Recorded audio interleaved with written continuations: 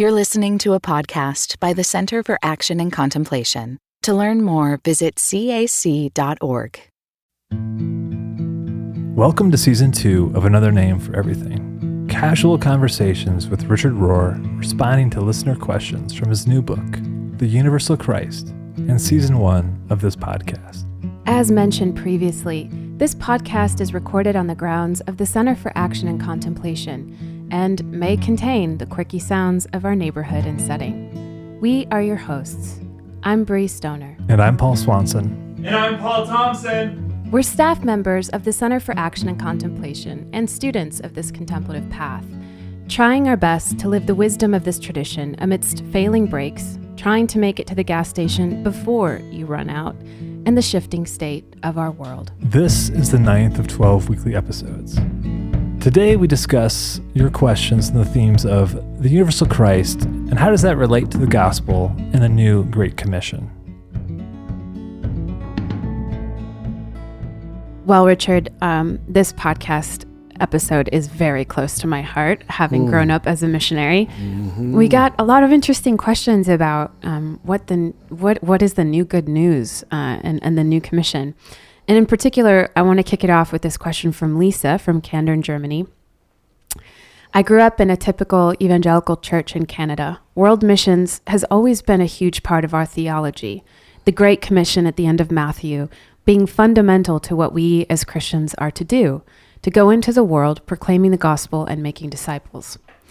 As I've thoroughly enjoyed listening to you three dialogue, I'm struck with the almost audacious way that we've done this bringing our colonized Jesus to other nations in a way that is totally within our contextual, social, and national frame of mind, often viewing those who we are coming to serve as the quote-unquote lost. She says, insert cringe emoji here. My husband and I currently work at a missionary boarding school in Southwest Germany. And I got to pause here. Lisa, Black Forest Academy to any missionary kid is so well known. It was where I was going to go to high school. Really? Yeah. So, and I have sakes. So many friends who've gone there. So she says, my husband and I currently work at a missionary boarding school in Southwest Germany, teaching kids whose parents are missionaries in Europe, Asia, and parts of Africa. As I have been unpacking the container of the first half of life, and thank you, Richard, for this analogy, I've been increasingly uncomfortable with how we do missions and how we interpret what the gospel really is. This narrow understanding of knowing God in one transaction to gain salvation just seems so devastating to me now. So my question is twofold. What is the true gospel? What is that good news that we're meant to spread? And what must missions look like in the world today? Mm-hmm. Well, the true gospel, who am I to put it in a form of words? But it is announcing that God has come to earth permanently to stay. That the transcendent world and the world here have become one world. As that famous passage in the end of Revelations puts it. So I admit this utterly changes our notion of mission. But let me try to understand why God must totally understand our way of working. If I wanted to create a great people, what I've got to do is get them outside of their country, their religion, their nationality, by saying, go give the message to everybody else. And then you will find yourself converted by the people you thought you were supposed to convert. Mm-hmm. We call it reverse mission. And this woman is fully experiencing this, that my gosh, here I thought I was giving it, and I am. Mm-hmm. I don't want to take away that she's brought some good truth and love to the people she's teaching. But that we're always on the giving side and the others are always on the receiving side is a myth and even a lie. It's not true. And until that changes and we allow those we think we are teaching to teach us, the great flow of the Trinity and the body of Christ has not begun to happen. But I can still understand why, to get this yeast flowing, I've got to get some fervent people on the road, out of their world, to think they got the whole truth. And they are fervent enough, like your parents were, to move to Spain from Michigan. Yeah, well, Michigan and Indiana. Indiana. I mean, you got to say, they were beautiful souls, that they cared enough about the larger world, other people. So God's choosing some select folks here to go and to the next step. And it usually takes a number of years. Your first years, and I learned this from my years of giving retreats to missionaries, Catholic missionaries. I can't remember a single exception to what I'm saying. A single. Both brothers and nuns and priests, that they would say it even stronger than I could. You know, these people are giving me far more than I'm giving them. Or when I went to Nepal and the Jesuits were forbidden to baptize a single person, and they simply went there to give humanity and broadness of vision, admittedly, even to the upper class of Nepal. I just met a man from Nepal 3 days ago, and he said that very school where I gave the retreat now has been opened up, and they are allowed to. That was a real surprise to me, that they don't impose Hinduism as the only religion. Now, the Jesuits had to wait 50, 60 years for that, but they have created the elite of Nepali society. They really have. They've educated the elite. Now, I know a lot of them will use it for their own purposes, but a lot of them will use it for bringing good news to all the people. And I don't mean just talking Jesus language. I mean caring about the water. Nepal is a fifth world country, low development, low resources. You can't get lower than that. And even when I was there almost 30 years ago, all the people that I met, that's a limited amount for sure, but who were working on water projects, farm work, were graduates of this Jesuit school who had no freedom to make anybody Catholic. So they had to wait 50, 60 years. I don't know the exact year. Well, I think you're putting your finger on a really important distinction, which is the distinction between proselytizing and converting and service. Yeah. You know, and I think that's part of what I'm locating in Lisa's question, because, you know, growing up a Baptist missionary, we were, you know, technically, according to all the churches that supported us, we were there to convert people, right? And yet my parents' work actually oriented towards service. They worked with the Spanish government. They created anti-drug programs, a youth center. They did basketball tournaments. My mom worked with, took care of some members of our community who were dying of AIDS in a time when that was just considered to, you know, you weren't even allowed, nurses wouldn't even go in the room, you know? So I think part of what's difficult for those of us who grew up evangelical is that is so much of our entire storyline and worldview. We're here to bring this news via converting other people, bringing them into this theological mindset. Also, it's a little bit colonial. It's like, let's go into these countries. I know. Well, that's probably the understatement of the century. It's colonial. It is colonialism. You a while to see that. Yeah, and don't hate yourself. Yeah, right. And so even when I look at my parents' work, they were oddballs because they wanted like us as kids, my brother and I, to go to Spanish public school. They wanted us to be fully integrated in the culture. They invested themselves in relationships in a way that was very unusual, because they believed in that kind of cultural humility. So I guess back to Lisa's question, for those of us who come from an evangelical background, does the gospel change from a theological conversion to how do I just serve people? Is that what you're saying? Like it becomes about just serving humanity, serving people, serving the world, serving our ecology, nature, without needing to convert? let me offer a word previous to service, solidarity. And then let the service come out of that. That the way God emptied himself and came into this world is the way your parents, it seems, came into Spain. They let go of Midwest American culture and came there to live in solidarity with Spanish culture and all it was offering them. That led them to service. If the service does not come from solidarity with, it is colonialism. You know, it's you keeping your superior position.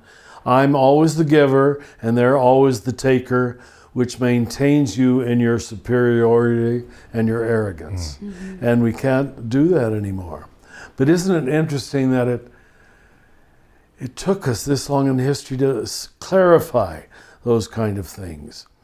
And I mean, our missionary orders are decimated because the earlier one was so vigorous in its goal and intention. Maryknoll being the grand example of, they sent nuns and priests and brothers to the whole world in the 1940s and 50s and early 60s. And then we had to face this, my gosh, they're giving to us. And that changes everything.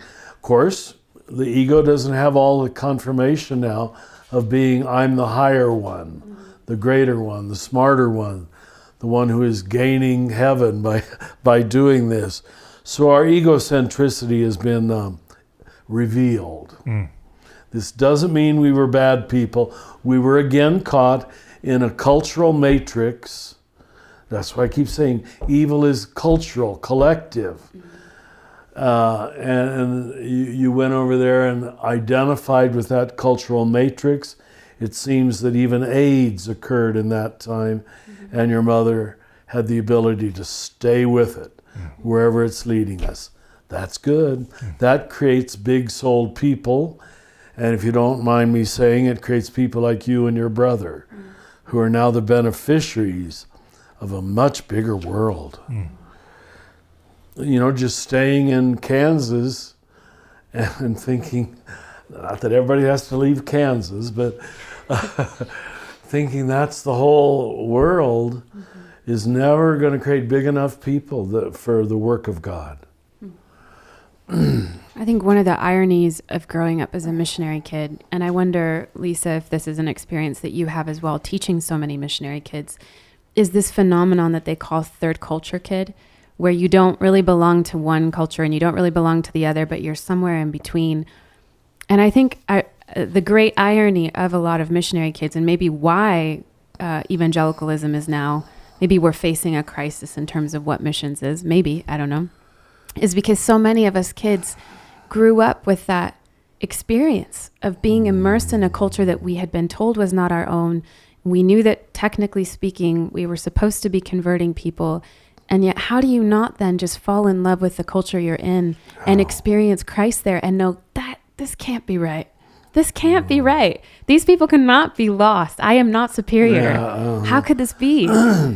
When you meet one little Hindu woman, or in your case, Catholic woman, I guess. All kinds of crazy Catholic people that I just fell in love with. I can't deny that she's a good person. Yeah. I'm not the giver anymore. I'm the receiver. Thank you. And Richard, when you started your response, the first thing you said, who am I to put into words the gospel, which of course harkens back to what's been ascribed to St. Francis of preach the gospel at all times, and if necessary, use words. And that seems to be at the heart of a lot of what you're saying, of becoming that, or that orthopraxy can be the best evangelism versus the teaching and the conversion tactics.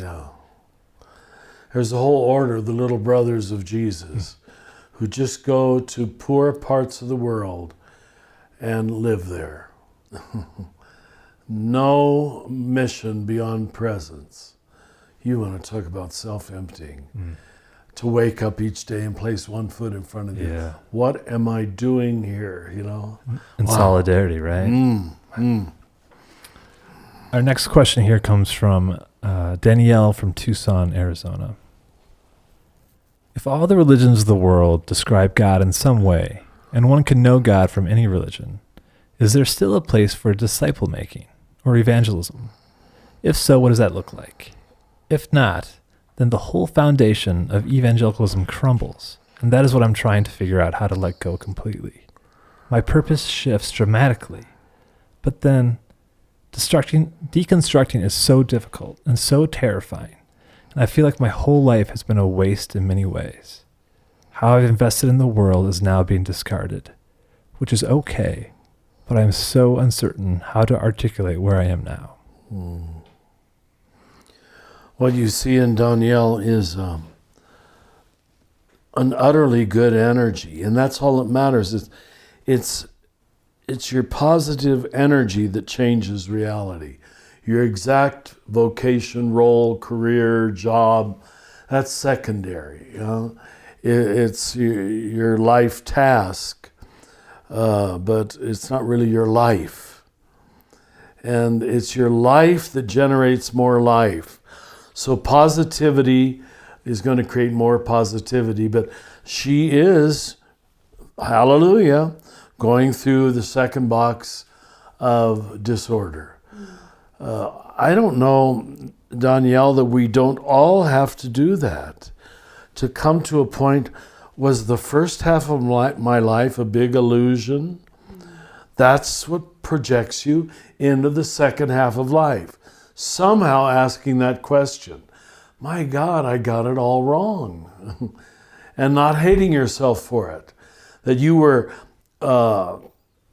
wise enough, humble enough to stay on the path to come to this moment of this Damascus Road awakening has been the work of God, and it all probably had to happen that way.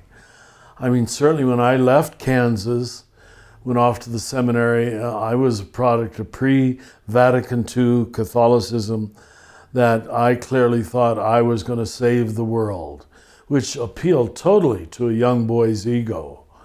I'll get educated so I can help others.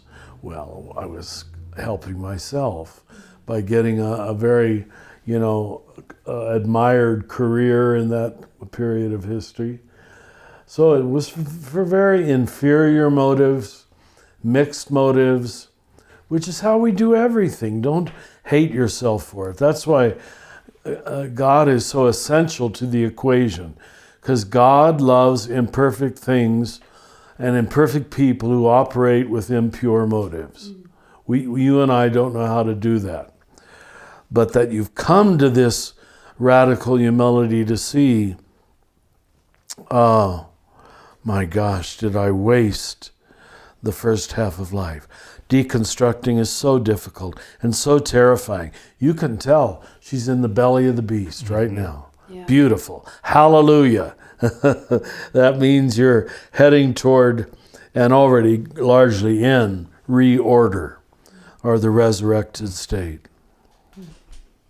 And it's often after going through that deconstruction, right, Richard, would you say, where you can see the gifts of that you're unable to see when everything looks like folly. Yeah, just fake. Yeah. I was a big fake. Right. You got to go through that for a while. That's the necessary humiliations wouldn't be humiliations unless they're humiliating. That's the only way they work their magic. Right. Where it's got to pull out the rug from beneath what you had built your persona on, your identity on. And in some way, we all have to say, I was all wrong. But not fall into self-hatred. And only humble people will do that. That's why so many of our saints, and even the Bible says, the proud man cannot know God. The proud woman, too, I'm sure, can't. Because they insist on maintaining that first persona in all of its glory and all of its delusion.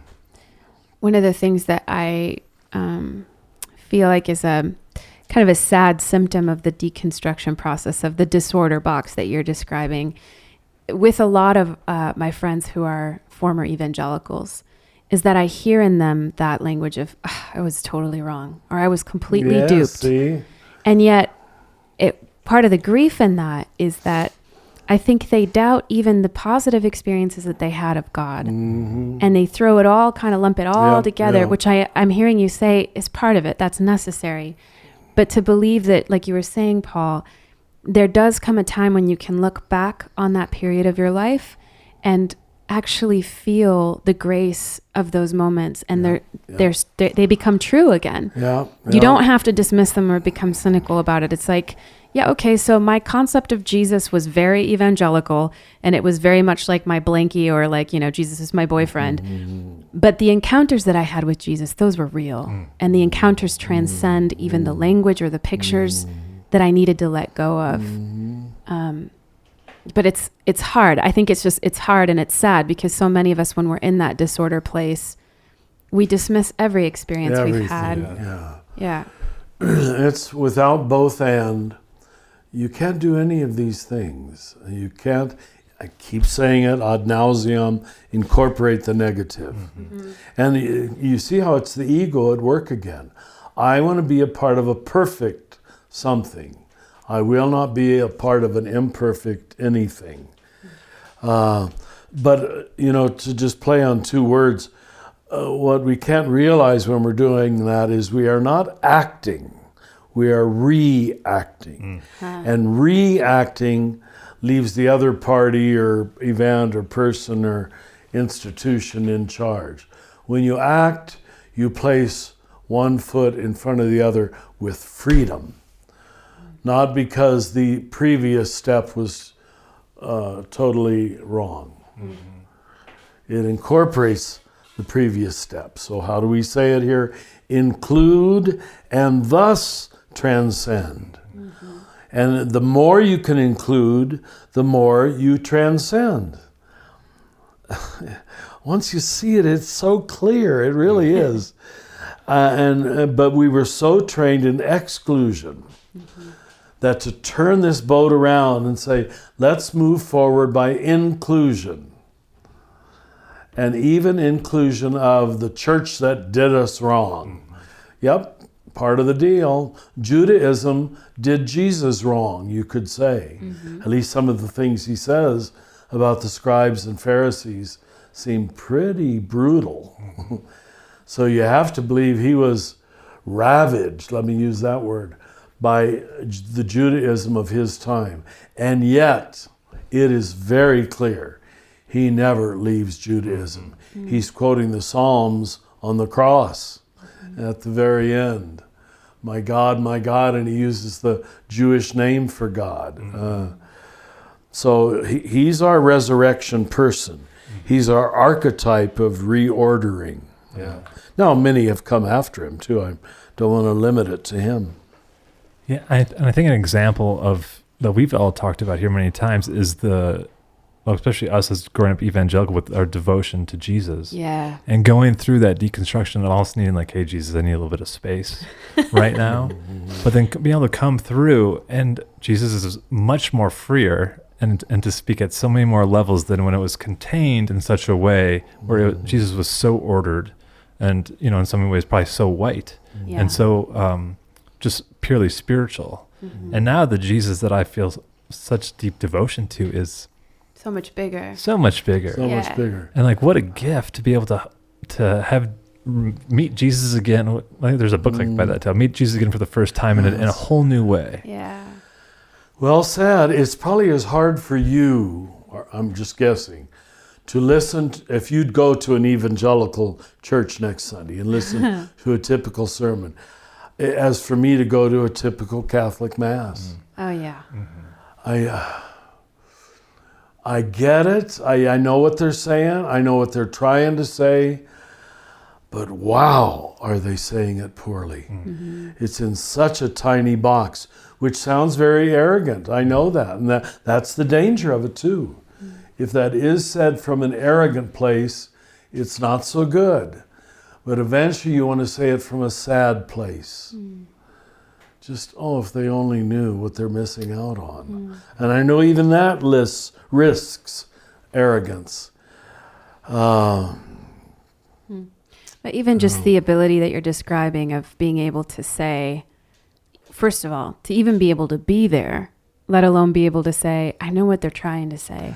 It creates a lot of grace and okayness to let people be where they are without so much of that reactionary judgment that you were talking about before.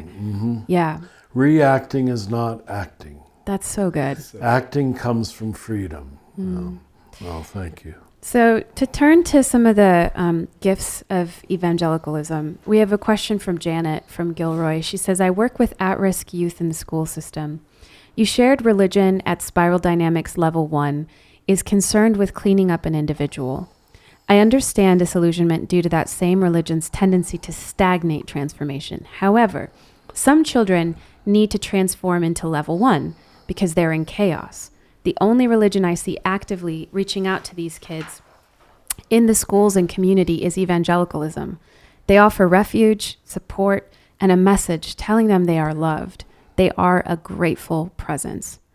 What religion besides evangelicalism actively and effectively reaches out into the community to at least invite a non-religious person into stage 1? I can answer that quickly. Mormonism. Mormonism does the first half of life very well.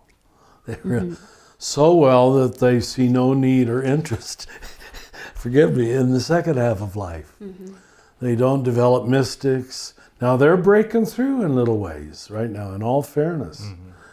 And who would not be impressed by a Mormon group of kids, you know?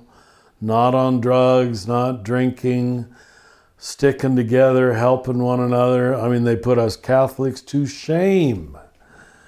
See, and yet it's a closed system. So, but I'm glad she's free to say and recognize that her evangelicalism is doing some good things. There was a little confusion. The 3 levels are the levels of spiral dynamics are not the same as cleaning up, growing up.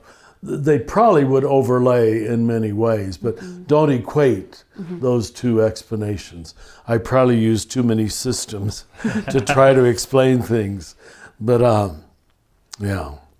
I think the other thing that comes to mind in response to this question is some of what you've mentioned about parachurch organizations. Go ahead, good. That I think they're, to some degree, we don't need to look backward to look forward. In other words, because there are wonderful efforts by the evangelical churches or Mormonism, and I think the way you're saying this allows us to welcome, to be grateful for their presence, not to reject and be like, oh gosh, I wish there was something better than this. But to also say, I think we have an opportunity to embody and live this out ourselves. In other words, to create the kinds of Level 1, maybe organizations or group centers or, youth centers. I think about the youth center that my parents founded. It was very much to create a safe place for young people where they could just be loved, where they could just have a place to go after school. And so, I think in some ways we can learn from the evangelicals in their capacity for outreach and just for presence and for love, and consider what types of organizations we might birth in our time. I think you do fellowship. Do you still use that word a lot? Yeah. Yeah. You do it much better than Catholics do. Yeah. When you're the dominant consciousness, Spain, we're all Catholic here. You don't need to do fellowship. You think you don't need to do fellowship. But what you create is a very anonymous kind of Christianity. And this is another one of the gifts of evangelicalism, creating small community. Yeah. And I can do nothing but praise you for it. It does, evangelicalism does so many things right. You don't grow, well, you do grow beyond it, but you grow through it. Is that a better way to say it? It is. Yeah, That's you nice. grow through it. Yeah. And collecting all these little jewels along the way which prepare you for the next stage of consciousness. And so you might think you've left. You really haven't. I haven't left, really, my pious pre-Vatican II Catholicism in Kansas in a certain way.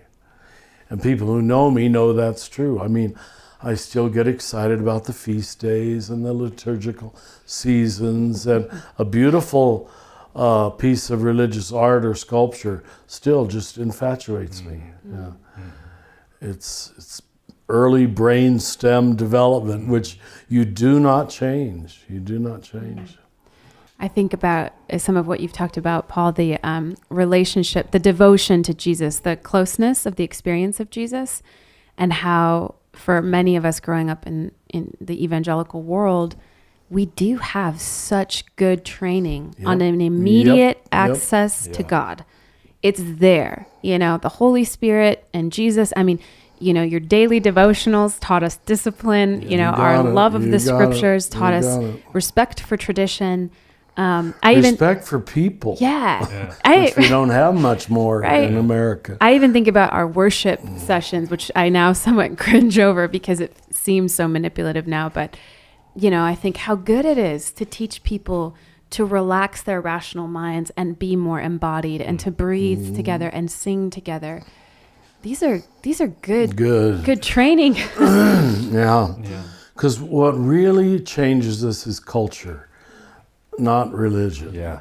And that was a culture that had many good aspects to it.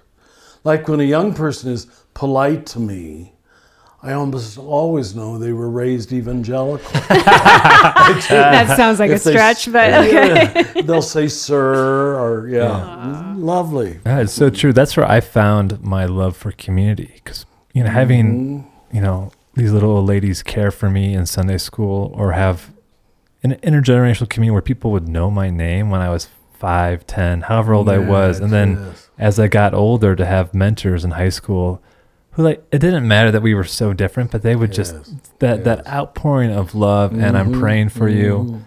And I think that is one thing that I haven't found as much in a lot of progressive Christian communities. They don't have that tightness.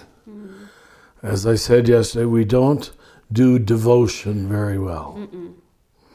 And we don't do dedication very well. And without that, there's not a lot of heart. You pull heart out of the equation and it won't be long lasting. Like our Vatican II progressive thinking, for all of its brilliance, we can statistically prove that Vatican II parents did not pass on their faith to their children. Almost all of them have left. Not with anger, just with boredom. Yeah. Yeah. So this next question comes from a local. It's from Justin from Albuquerque here in New Mexico. And he asks, in regards to having an incarnational lens on the world, I've been deeply concerned about the rise of violent attacks in places of worship throughout the world, churches, mosques, and synagogues. It appears to me that the fundamentalist worldview that have succeeded in multiplying themselves effectively, while an incarnational understanding remains on the fringes. How can we reverse this trend? Can contemplatives evangelize? What might that look like? And I think, we've covered some of these ideas, but what do you think about that, reversing that trend of being on the fringes? That an incarnational worldview is more on the fringe instead of a central kind of lightning rod for what people think of when they think of Christians in the world. Again, apparently it can be statistically proven that conservative groups with sharp edges, clear mission and message, clear in and out, communicate themselves better than others. Because there's something clear to communicate. Progressive groups, and let's put it in the political realm for a moment, a Tea Party Republicans have a fervor, well, we don't use that word anymore, have a fervor and finality about their worldview that on a certain level is much more, they have the truth, than liberal Democrats will ever have. look at our 30-some liberal Democrat candidates, all of which are nice, but not in agreement very much. This is a dilemma I have yet to solve. And that's why I am glad I wrote the book Falling Upward, because the only way out of it is, for first half of life, we do need the best of the conservative. People who start thinking they're in the second half of life. Like Vatican II kids, we all thought, well, we got the new church, but it wasn't really that heartfelt or that exciting. It was easy to join and easy to leave. If it's too easy to join, it'll be just as easy to leave. You had a little system, I'm talking to two evangelicals here, which was a little harder to join. It had sharp edges. It was clear edges. You know who you were, and you weren't Catholics, or you weren't whatever else. I'm afraid that's the way the ego has to form. It begins by opposition is too strong a word, but what I'm not. Then it can enjoy the luxury and the fruit and the consolation of, but I am one with. I don't think that can come till you first experience the differentiation. So I think Justin is right. I don't suppose contemplatives can evangelize. We're much better leading people into stage of growing up or stage 3 of waking up. But we don't know how to tell people to clean up. Yeah, well, what's interesting about what you're saying is that I think it touches on the perceived sense of lax morality that can often accompany... Perceived sense, but that's a good point. That can often accompany contemplative circles or spiritual kind of, even the Wilbur's Institute, it's like... It's very true. I think many people try to just leapfrog over that first half of life container to get to this place where where you can touch into that I am one with everything as a way to justify, unhealthy behavior. So I appreciate that you're making that distinction, and I also appreciate that there's a gift to conservatism that I think we need to name, which is values, belonging. I think it's discipline. Liberals have no discipline. Yeah. Well, so that's an overstatement, but right. I'm glad I made it. Yeah. Now, Richard, don't be extreme. So here's a question from Richard in St. John, and I'm going to put a little bit of a spin on it here, if you'll allow me. He says, how can we remain in our church families when the greater part of what we hear preached from the front and in Bible studies centers around substitutionary atonement? It's so hard to not get all closed up and judgmental, and then to end up feeling hideously superior. It's the opposite of how I want to feel. I would like my presence there to bring only love and grace, but I end up pulling back from so much because the roots feel so toxic. Advice on how to navigate this would be really helpful. So I'm going to let you answer, and then maybe I'll... Are these questions, are you quoting them verbatim? Yeah. We have really articulate people writing to us, don't we? Yeah, it's amazing. I mean, again and again, they're so articulate. I began to think they're brushing these up, because most Americans are not very articulate. So this is certainly an example. Oh, his name is Richard. I can see why. Richard from St. John, Indiana. Oh my gosh. Isn't that terrible? So how do we not become superior in our, I've got, these people are just way behind me, and they just really don't get it, and they don't get anything about the universal Christ. And how do we not become superior in our thinking or dismissive? Spiritual pride is the most devious and dangerous kind of pride. And there is an ego inflation that comes with spiritual awareness. I think that's why Saint Benedict insisted on labora, working with the earth, as it was largely defined. as necessary accompaniment to aura being prayer. If you don't have, and why the Zen teachers insist on Zen tasks. Even in the middle of a Zen retreat, we want you to go and clean the toilets. And he's facing that this, and he names it so well, hideously superior. Because even if you have come to a new enlightenment, it was given to you by someone else. It says little about you. You should be grateful to someone, but not thinking you are of a higher order.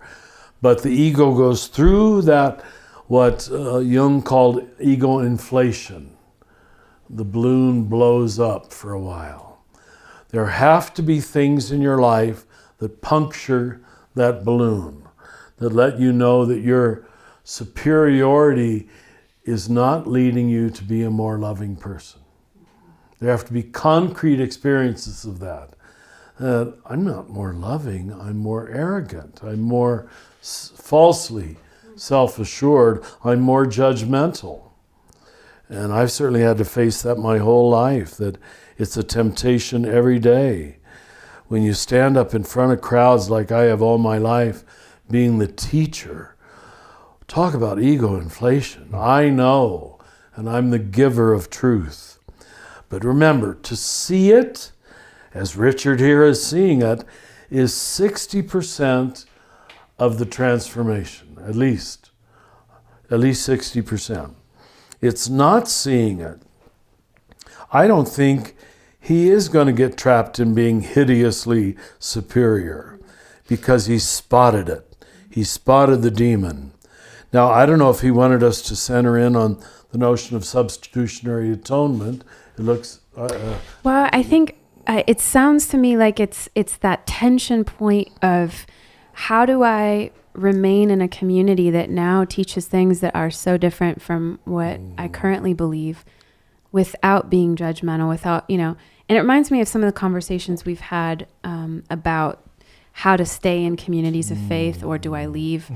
And you said to be careful and to be mindful of any impulse that, I ought to, or I should, shoulds so and oughts. In some ways, is part of the healing journey into not being superior to say, you know what, for right now, being in this environment where this type of teaching is happening is making me feel that sense of tension that's making me feel superior. Like is part of the path toward humility to accept that impulse and maybe allow that to be, perhaps by creating some space between himself and this community for a little bit, or, am I asking that question You're right? saying it very well. I think that's the case to be made for detachment, for temporary separation, for getting new perspective, for pulling back. Without it, you lose perspective. Yeah, and sometimes we're trying so hard to do the right thing. Like, I should be loving, I should be perfectly non-judgmental, and we trap ourselves into another impossible system of... an example of this that's happening to us right now is, even 10 years ago, we didn't use the word white privilege. Where did this come from that now we can see it? Some people had the detachment, the freedom, the change of perspective, white people I'm talking about, to stand back and see what none of us could see 20 years ago, that we started with a huge given cultural advantage and head start, which we took advantage of. Why wouldn't we? But don't praise yourself for it. That's an advance in consciousness. It really is. But I don't remember that word, white privilege. In the 60s and 70s, there must have been people who used it, but we were just facing the evil of early stage segregation. That was the focus of our recognition of evil. And it had to be. So enlightenment comes through stages. Well, yeah. That's so good. That's so helpful too, as an example of. And then there's also those who can give voice to that, which may be Richard's. And there are folks who are called, right? That is their sense of mission, is to stay put in a community, which can be a much harder path. I'm not saying that's his path, but for those who recognize, like, well, you were saying earlier, Richard, but their mere presence there can sometimes be just a healing or an opportunity to create space for a new way of, or a different way of being in the world or in that community. Lovely, lovely. Our next question here comes from Christine from Lansing, Michigan. She writes, I am mulling over Philippians 4:13. I can do all things through Christ who strengthens me. It seems as if the meaning changes from my old understanding of Jesus Christ, the individual person strengthening me, to an understanding that I can do all things through all the Christs around me. These thoughts bring up the idea of strength through communion with others. Strength through so much more than my reliance on the single Jesus, but rather strength through the universal Christ. Could you expand on these thoughts? It seems Christine is maturing at a rather quick rate. Now, when she comes to the full synthesis, as always, it will be both and. You need the particular to strengthen the communal. I need to surrender and draw upon one loving face to recognize the loving face everywhere else. I need to draw upon one place where universal love is promised before I can risk seeing it in ordinary people where I'm not so sure. So, but I love the way she's saying it. I can do all things through all the Christs around me. So what we're talking about, and here's the geometry of the cross at work, she's learning to balance the so-called vertical, not that God is up there, but that's the way the mind thinks, with the horizontal. When they're matching, and the vertical has become the horizontal, and the horizontal is included in the vertical, you've got the full gospel. You really do, and that's where she's headed. That's directly where she's headed. It's, what was Ronner's wonderful word for, not prevenient grace, that's, God bless him, Calvin. You went to a Jesuit school. I know. This is, how embarrassing is this? No, you should. Well, you might have never had this. Yeah, I'm sure you did. Salvation, and it doesn't matter. But the supernatural existential. Yes. Talk about two big words. Yeah. No wonder you forget them. That in existence, the supernatural is already planted, and when that becomes a full experiential knowledge, you have put the vertical line of the cross together with the horizontal. You have a holistic religion. But you can't leap to that except through trial and error. You don't, in the first grade, learn the supernatural existential.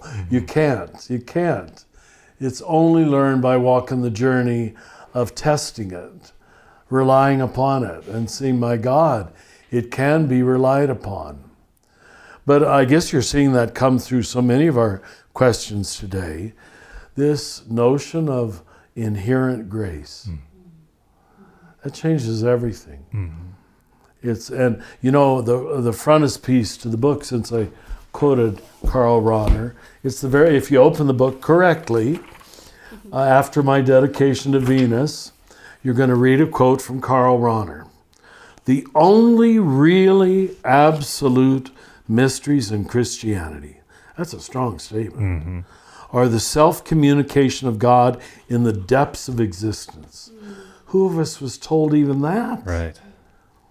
Which we call grace, and in history, which we call Christ. That's the whole book. In 2 sentences from a German Jesuit, God bless him. Leave it to Rahner. Yeah, I was just thinking, like, that's a great summary point to end on, as what I feel like folks have been asking about, is what's the new commission? You know, what's the new gospel? It's like to be able to express it in that way. Here is God in our midst, and we did not know. We do not know. Let's awaken to that reality together. Let's see it in each other. Thank you, Richard. That's what beautiful. other world would God want us to live in except that kind of world where grace is everywhere, where God is everywhere, which is what we thought we believed. I don't know why people think that's pantheism. Of course God is everywhere. Where else is God? Okay. Oh, thank you. Thanks, Richard. Yeah. That's amazing. And that's it for today's episode of Another Name for Everything with Richard Rohr. This podcast is produced by the Center for Action and Contemplation, thanks to the generosity of our donors. The beautiful music you're listening to is provided by Bird Talker. If you're enjoying this podcast, consider rating it, writing a review, or sharing it with a friend to help create a bigger and more inclusive community. To learn more about Father Richard and to receive his free daily meditations in your electronic mailbox, visit cac.org. To learn more about the themes of the Universal Christ, visit universalchrist.org. From the high desert of New Mexico, we wish you peace and every good.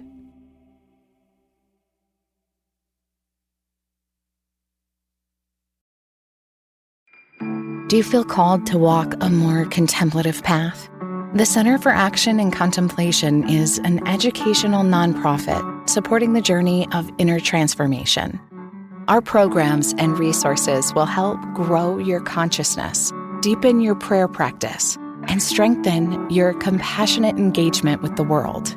Learn more about our resources, such as publications, podcasts, email series, and events at www.cac.org.